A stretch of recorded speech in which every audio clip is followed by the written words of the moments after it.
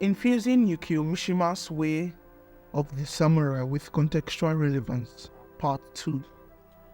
I do not know how to excel others, all I know is how to excel myself. Saying, today I am better than I was yesterday, tomorrow I will be still better. One cannot just get enough from the intellectual complexity of this book. Still, the foregoing continues to challenge the modern-day view of society. A gift from the past? What is strength? It is not to be carried away by attempts at wisdom. It is not to go overboard in judgment.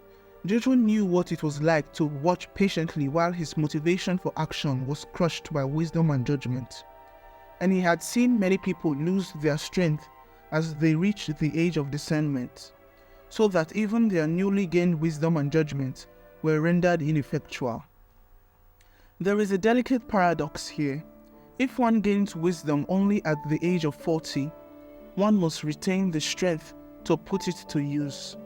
Most of us do not, however. This is Jocho's warning. Satisfaction. Satisfaction is the enemy of pleasure and brings forth nothing but disillusion. So Epicurus, like the philosopher of the Cyrenaic School, considers pleasure to be the highest principle of a happy and virtuous life. But the goal of pleasure is ataraxia, the tranquillity of God, having denied all desires.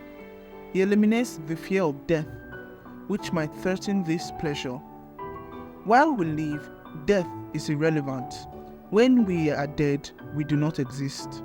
There is no reason to fear death. In the end, how do we reach this end?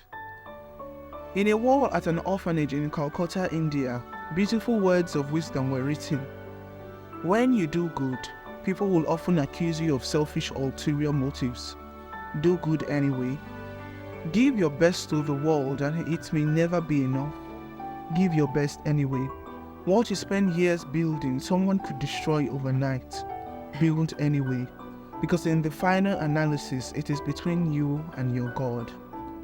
To buttress the foregoing, Mishima writes, in the last analysis, the only thing that matters is the resolution of the moment. As one resolution after another, it cascades until they add up to his whole life.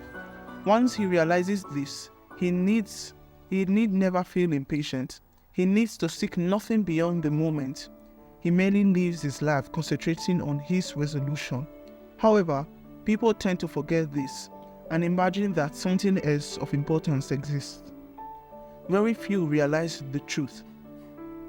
Learning to follow one's resolution without error cannot be accomplished before the passage of many years. But after one has reached that stage of enlightenment, even if one does not consciously think about it, one's resolution will never change. If one perfects a single resolution, one will be seldom confused. This is loyalty to one's belief. The flow of time. Steve Jobs said, not too long from now, you will gradually become the old. Sorry to be so dramatic. Concomitantly, Jocho is also a realistic observer of the flow of time, making the penetrating observation that capriciously resisting the flow of time almost never produces desirable results.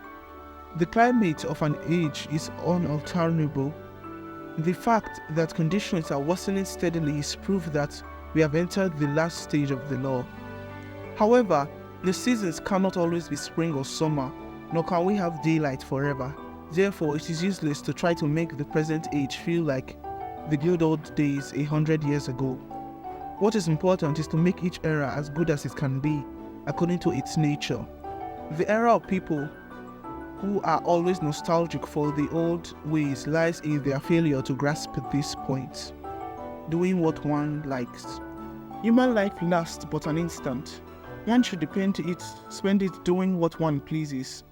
In this world, fleeting as a dream, to live in misery doing only what one dislikes is foolishness, since this may prove harmful if misinterpreted. It is a trade secret I have decided not to pass on to young people. I like to sleep. In response to conditions in the present world, I think I will stay at home and sleep. Dignity. Dignity is the outward manifestation of inviolable self-respect. It is what makes a man, It is the firm belief that one would rather die than be despised by others, and the expression of such an attitude in social conduct inevitably causes people to keep their distance. To an extent, Jocho advises us to become the sort of people others do not approach easily. Pride may be compared to the blade of a sword, which must be sharpened and then replaced in its scabbard. From time to time, it is drawn and raised to the level of one's eyebrows, wiped clean and then replaced in its scabbard.